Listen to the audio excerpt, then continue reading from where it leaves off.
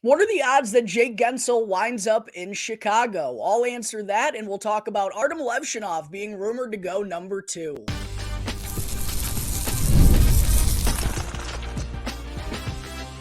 You're Locked On Blackhawks, your daily podcast on the Chicago Blackhawks, part of the Locked On Podcast Network, your team every day.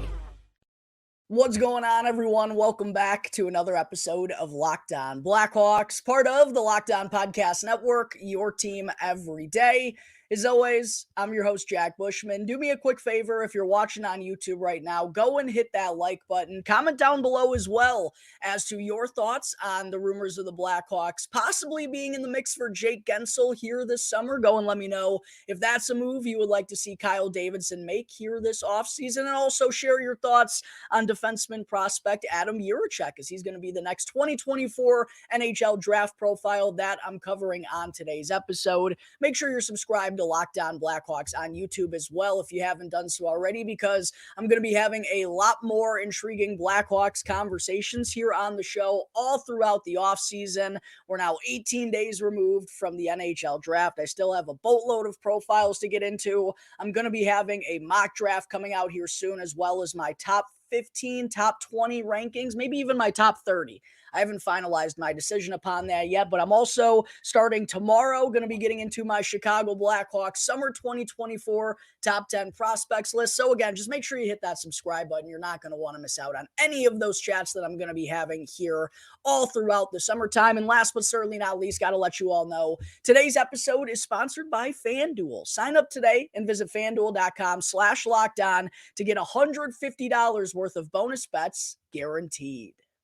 All right, good afternoon, everyone. Again, thank you all for joining me on another episode of Locked On Blackhawks, your one-stop shop for all things Chicago Blackhawks. I hope everyone out there had themselves a lovely weekend. Back to reality, though, here on Monday, and a spicy and a little bit of a speculative episode on tap for you all here today. As I mentioned during the intro, we're 18 days removed from day one of the 2024 NHL Draft. And over the weekend, the NHL Draft Combine went down. So it was the first opportunity to see what some of these guys have in terms of their physical tools. Got to see their broad jump, their vertical, all that good stuff. Got to see a few of them in some interviews as well. And with the scouting combine going down, naturally, some rumors were starting to fly all throughout the course of the weekend. And actually, even prior to the combine, we were starting to hear some rumblings about what the Blackhawks are possibly thinking with the second overall pick. Scott Powers and Anthony Martineau from up in Canada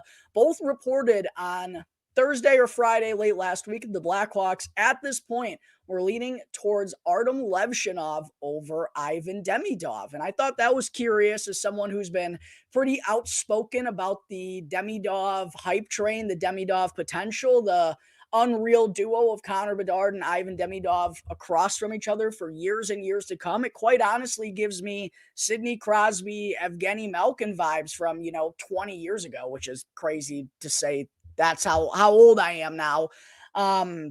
So yeah, that was a little curious to me, but we also got to hear Kyle Davidson speak for the first time in a while over the weekend at the Combine. And in typical GM fashion, I mean, I didn't expect him to tip his hand to all the other general managers out there in the rest of the hockey world. So whenever you have these conversations at this point in time and during free agency and training camp and whatnot, you always got to take these statements with a bit of a grain of salt. But I did think it was interesting that Davidson said, at this point, the debate is still very real. He said he thought, at this point, maybe they'd have a little bit of a idea of where they're going, or a little bit of a strong foot in one direction, but that doesn't sound like it's the case. Again, if you believe Kyle Davidson in the statement, which I do, because there are a lot of intriguing options out there, even though it seems like it's a two-horse race. Caden Lindstrom, as I've outlined, because of his power forward mold and the Blackhawks' desire for that type of skill set, I think you could put him in the mix. And then, the slew of defensemen right there behind Levshunov. I think the Blackhawks got to at least take a look at a couple of those guys. I feel that Levshunov is going to be the first defenseman off the board, but would be a disservice to themselves if the Blackhawks didn't think very long and hard about someone like a Zeev Buium. Even though he is a lefty, he is a game breaker. Someone like Zane Parekh, who has the highest offensive ceiling of any defenseman in this year's class. So there are a lot of players to consider. But I do ultimately agree. A two-horse race, Ivan Demidov and Artyom Levshunov. You still got to look at everyone else, though.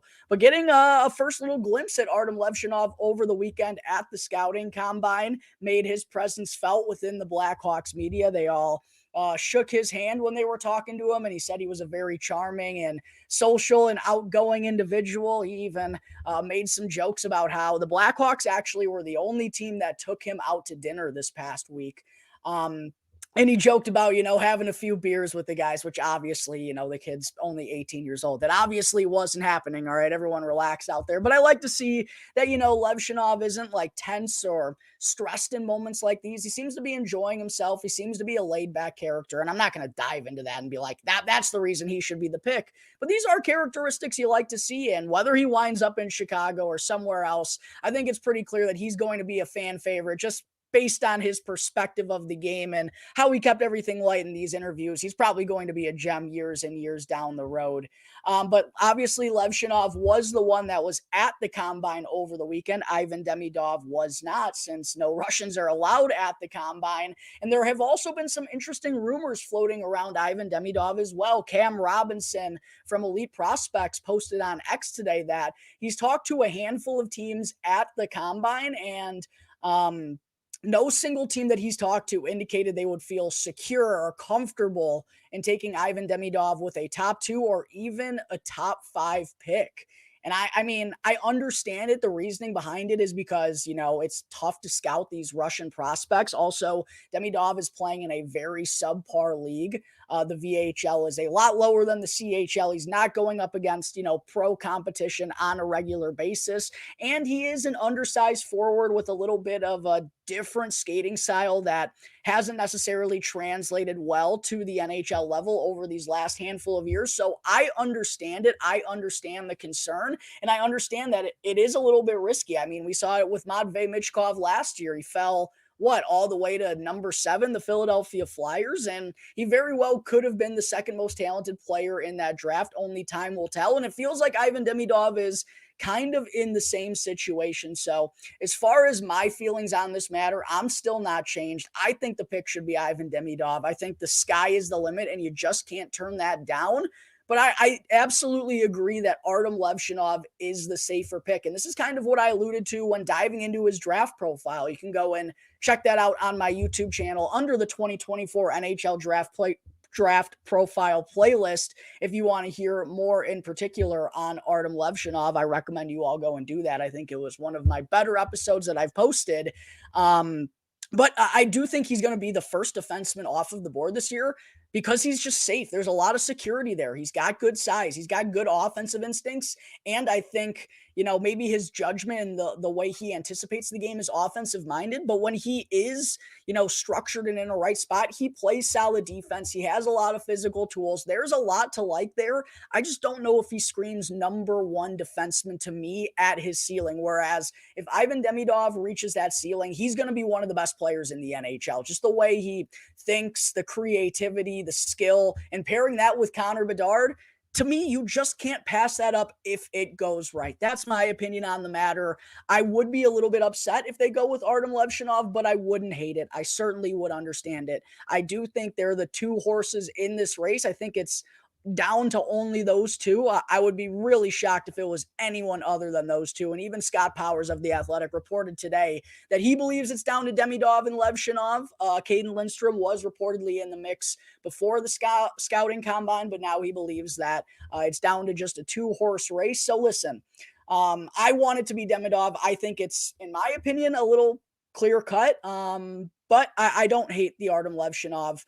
Rumors out there, the Blackhawks are tying themselves to him because a big right-handed defenseman, that's absolutely a need of theirs. But I'm going to be really curious to see where these rumors go over the next couple of weeks. And go and jump in the comment section down below, Blackhawks fans. Let me know, what are your thoughts about those rumors that the Blackhawks are leaning towards Artyom Levshunov potentially at this point in time? Do you feel like they should take Levshunov because he is the safer pick, or do you feel like they're in a position to go and shoot for the stars and take someone like Ivan Demidov? Really interested to hear what you all have to say about this. Obviously, this is a question that's been floating around the Blackhawks community for a while now, but after hearing what we did this past weekend at the scouting combine, I'm interested if anything in your opinion has changed.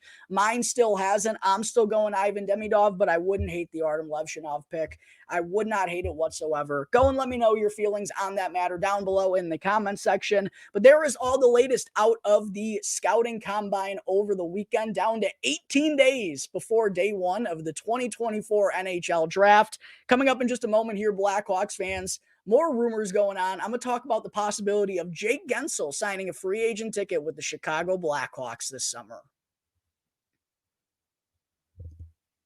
But first, I got to talk to you all about the fine folks over at FanDuel. It's playoff time in both the NHL and the NBA. We've reached the NBA Finals between the Boston Celtics and the Dallas Mavericks. Boston currently up 2-0 after a big win last night. We also got the Edmonton Oilers taking on the Florida Panthers. A great series going on there. I'm riding with the Panthers. I hammered them in at -125. And also, baseball has now taken over in full swing, and you can bet on every single game by going to FanDuel. And if you're a new customer, go and visit FanDuel.com/lockedon right now to get $150 worth of bonus bets guaranteed. Yes, you heard me right. That's $150 whether your first bet's a win or a loss. And you can use these bonuses to bet on everything from slap shots en route to the Stanley Cup or home runs across all the great ballparks and even slam dunks en route to the NBA championship. All on an app that's safe,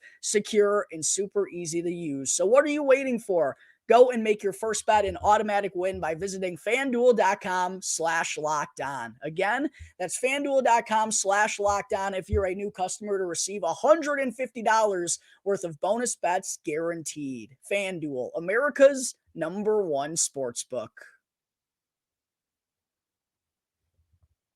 Segment 2, another swirling rumor from over the weekend was about the Chicago Blackhawks and pending unrestricted free agent forward Jake Guentzel, who was, of course, dealt from the Pittsburgh Penguins to the Carolina Hurricanes at this year's trade deadline. Really looked like a great move for the Hurricanes, along with a couple of other additions that they made. And I expected, based on those moves, that they were going to go on their best and most successful Stanley Cup playoff run over the last handful of years that ultimately ended up falling short as they lost in the second round to the New York Rangers. And now Guentzel is expected to hit the open market as an unrestricted free agent. And it sounds like there isn't any potential of a deal going on or an extension between him and the Hurricanes, as Carolina has publicly gone out and said, if you want Jake Guentzel, if you want to go and trade for him and try to get negotiations done before he hits the open market, you can go and get him for just a mid-round pick. And then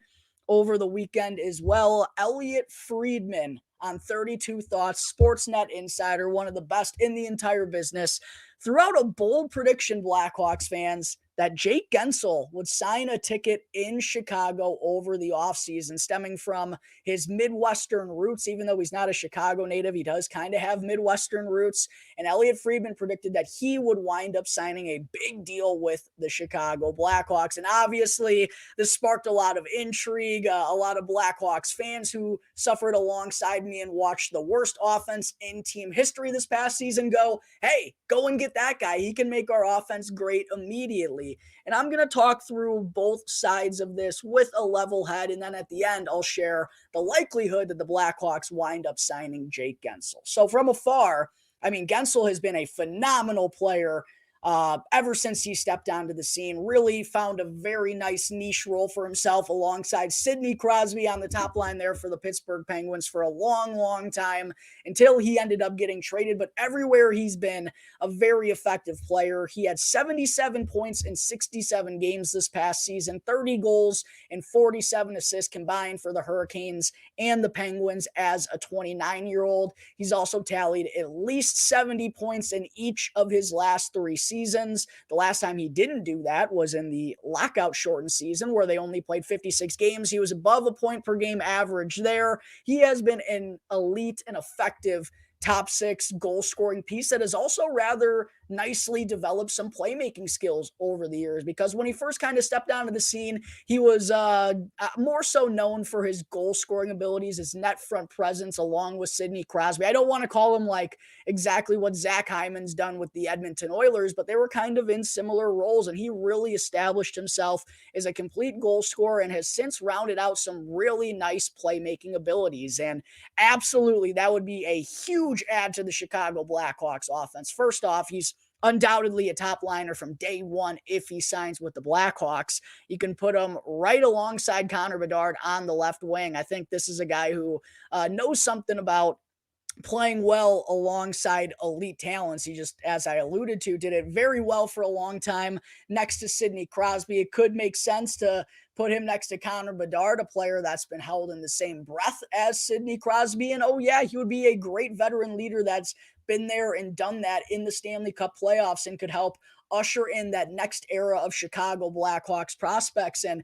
show them what it takes to be a good pro, show them what it takes to win at the highest level, what it looks like day in and day out to be a pro and to do it at the peak, to do it and be the best of the best. Jake Guentzel is someone who's done that. He's been in great locker rooms, been around great leaders, been on winning teams. It would be a great ad for a multitude of different reasons. Now, to be the devil's advocate here, my biggest concern with this is Jake Guentzel is going to be 30 years old by the time puck drops for opening night this fall, Blackhawks fans. And I would imagine now that he's going to be hitting the open market for the first time, he's looking to cash in, and you can't really blame Jake Guentzel. I mean, been a point per game player, a very good goal scorer, everything that I outlined. He's probably going to go and sign to a pretty good bag this year. And I wouldn't blame him for wanting, a 5 or 6, 7 year deal, potentially some long-term security to find that new place that he's going to call home. And I have concerns about Kyle Davidson's willingness to dish out a deal like that to Jake Guentzel when he is going to be turning 30 the first time he would step onto the ice as a member of the Chicago Blackhawks. That to me is scary. And Kyle Davidson, even though he's a young general manager, he's been around. He saw the lingering effects of the Blackhawks dishing out those long-term contracts and how poorly they can go for you in those last couple years when guys just aren't able to compete at that same level. The Blackhawks would probably they'd have to be aware of that, and they'd have to live with those consequences of year 4, 5, or 6 of this deal of Jake Guentzel as a 34, 35-year-old in order to land him, because he's, again, probably going to want that long-term deal. He's probably going to want that big money. And I personally just don't see Kyle Davidson willing to roll the dice that much, especially Blackhawks fans, considering, again, I know it's so hard to be patient. I know we all want to be better right here, right now, and the offense has to be better. And I think Kyle Davidson is going to address that this offseason.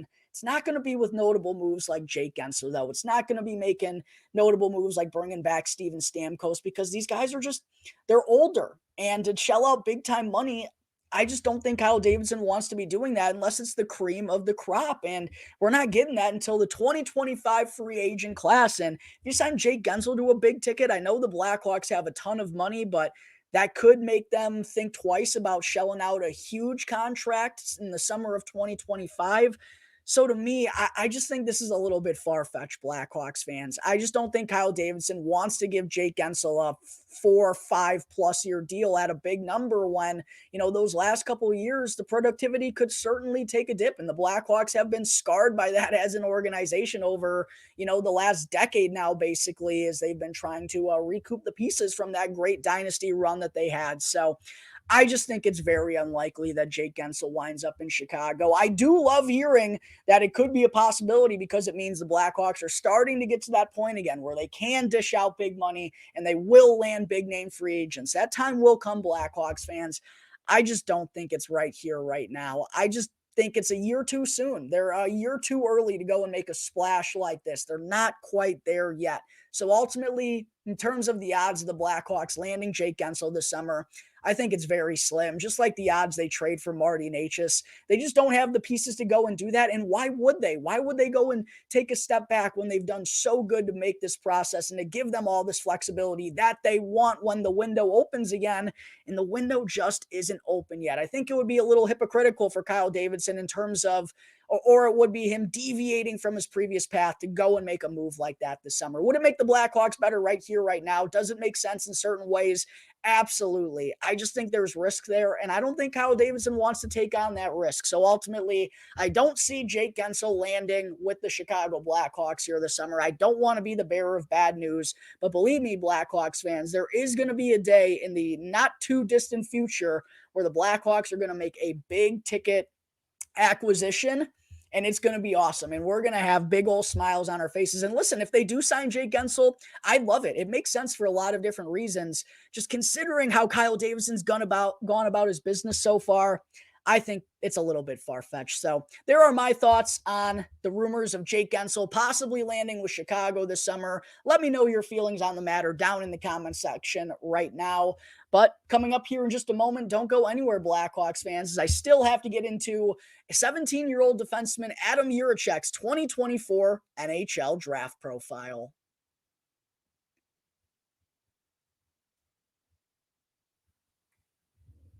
Back here on the Locked On Blackhawks podcast, part of the Locked On Podcast Network, your team every day. Again, just a reminder to hit that like button, comment down below, subscribe to the YouTube channel as well. Thank you very much. And also, make sure to go and check out the new Locked On Sports Today, because Locked On has launched the first ever national sports 24/7 streaming channel on YouTube. And Locked On Sports Today is here for you 24/7, covering the top sports stories of the day with the local experts of Locked On, plus our national shows covering every single league. So make sure to go and check out Locked On Sports Today on YouTube and to subscribe to the first ever national sports 24/7 streaming channel. All right, segment 3, still got to get into my next 2024 NHL Draft Profile here on the show. And again, just as a reminder, I've covered basically the top 15 in terms of draft scouts and analysts, who they would call their top, all of the notables at this point in time: Demidov, Levshunov, Zeev Buium, Zane Parekh, Anton Salayev, Cole Yzerman.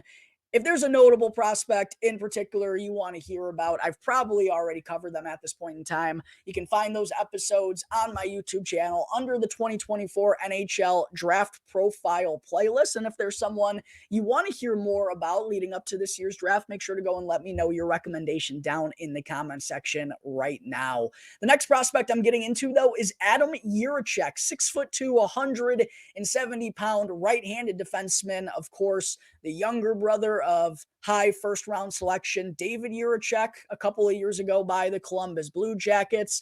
And he is a young prospect, one of the youngest players in this year's draft. He's still 17 years old and actually turns 18 on draft night. So it'll be a good, happy 18th birthday for Adam Jiricek as long as he hears his name being called there on day one. But it's been a little bit of a tough road for him over the past year. He was actually, right in the conversation with a lot of the high-end defensemen in this year's draft. Sam Dickinson, Zeev Buium, Anton Salayev, Zane Parekh, all of them, Carter Yakimchuk. Going into the start of the season, Adam Jiricek was kind of in the same breath as all of those guys and had the potential, to be a top 10 pick in this year's draft if things went well for him this season. But unfortunately, his year got cut short at the World Juniors when he was playing for Czechia, suffered an injury in the first game, a season-ending knee injury that also required surgery. Only got to play in 20 games for HC Pilsen in the Czech men's league this year, the top professional league over in Czechia. 1 assist in those 20 games. So not a whole lot of opportunities to see what kind of developments and leaps Jiricek made in his draft year. Only played in 1 game at the World Juniors. So most of the video coverage or the scouting breakdowns that you see on him stem from those 20 games that he got in the Czech league this year, and also what he did at the Hlinka Gretzky tournament last summer. There's just not a lot of footage or not a lot of ways to see what kind of development he's gone through this season, because that knee injury has kept him off the ice and didn't allow him to participate at the combine over the weekend either. So looking at the numbers from last year is kind of what you have to do when breaking down Adam Jiricek. He did play as a 16-year-old impressively in the Czech men's league and tallied 2 assists in 12 games there, and also put up some really respectable numbers in the U20 league in Czechia with 29 points, 12 goals, and 17 assists in 41 U20 games. And when getting into the rankings, it's a little spotty because, again, there's just kind of some gamble, or there's some guesswork involved with Adam Jiricek, where he's going to wind up going, which team is going to wind up taking him. It's a lot of guesswork. He was ranked 28th by Elite Prospects, 14th by Bob McKenzie. So you can already see the disparity right there between Elite Prospects and Bob McKenzie. Elite Prospects has him going as one of the final picks in the first round. Bob McKenzie has him going in the top 15.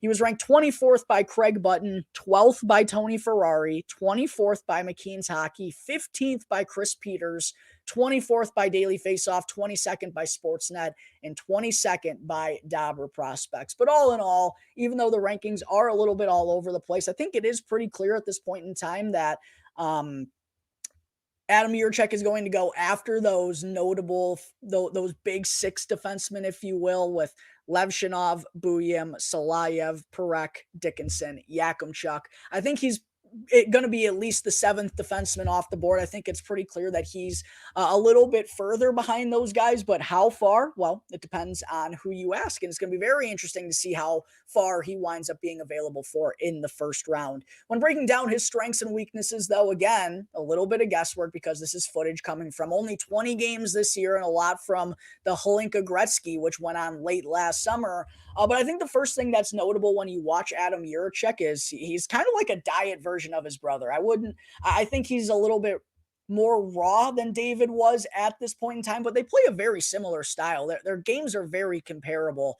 Both are, well, I guess I'll just talk about Adam, but they're similar in the sense that they're a pretty clearly two-way defenseman with the way that they play the game, and being able to show those skills both in the offensive zone and the defensive zone at a young age against grown men is really, really impressive. And the willingness to battle and compete in the defensive zone. I mean, Adam Jiricek was doing that as a 16-year-old against grown men. I think that's really, really impressive, just to show the willingness and the character and the motor and desire to go out there and play that type of game at a young age. I think is gonna do him favors for years and years down the road. And while he does play that two-way game, I do think Adam, though, is always going to be more of an offensive-minded defenseman, just based on the way that he takes gambles out there, the way that he takes chances. Everything about his playing style seems really aggressive. Like, he's going to take aggressive pinches. He wants to turn defense into offense. That seems like it's his mindset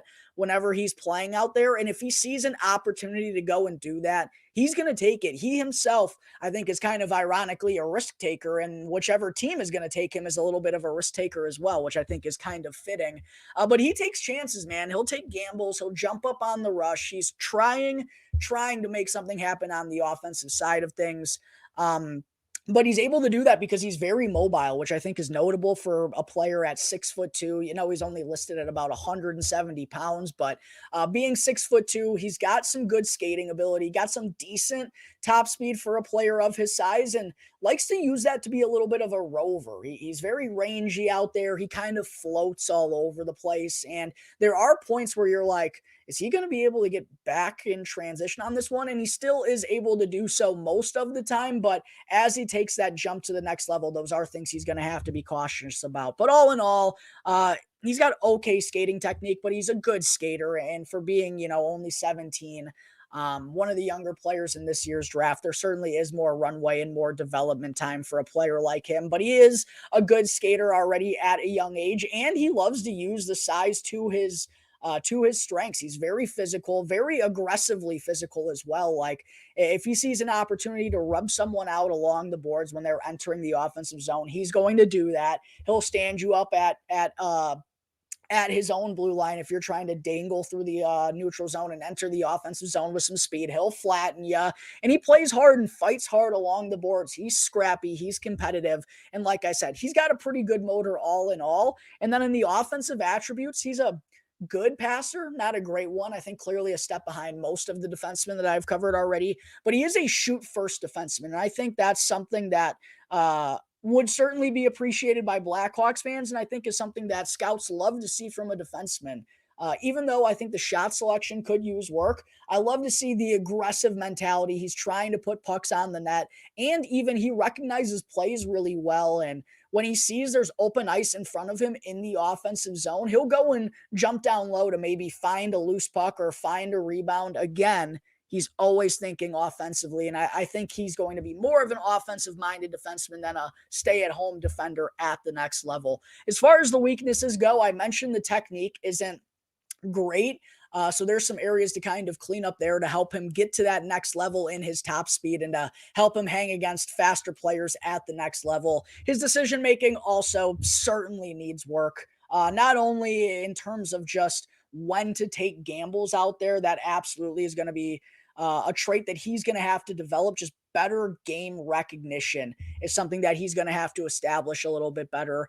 But also he's just prone to making bad turnovers. Sometimes when he's like thrown under the fire and he's got a couple of forecheckers on him, he'll just make a poor read and will kind of just cough a muffin up there to get the puck off of his stick. That's something that he's absolutely going to have to clean up. I also think the shot selection does need work, but I'd rather have him be that way than too passive with the puck on his stick. But sometimes it feels like he's just shooting to shoot and needs to be more effective and just make better decisions. And, if a shot gets blocked and the opposing team is able to get the puck out of the defensive zone, that shot didn't really do you all that good. So there are some things that he needs to work on. I think his game management in general from the back end, like just how risky and how dicey he is, there's something to be said about him just solidifying and sturdying up his game to give himself a little bit better chance to make those better decisions out there, not be so panic stricken all the time. As far as the projection goes for Adam Jiricek, I do think he possesses top 4 upside, but again, saying that he's going to be a top pairing defenseman is a gamble. I just don't know if I necessarily see it. He doesn't have elite offensive instincts. He doesn't have elite skating ability.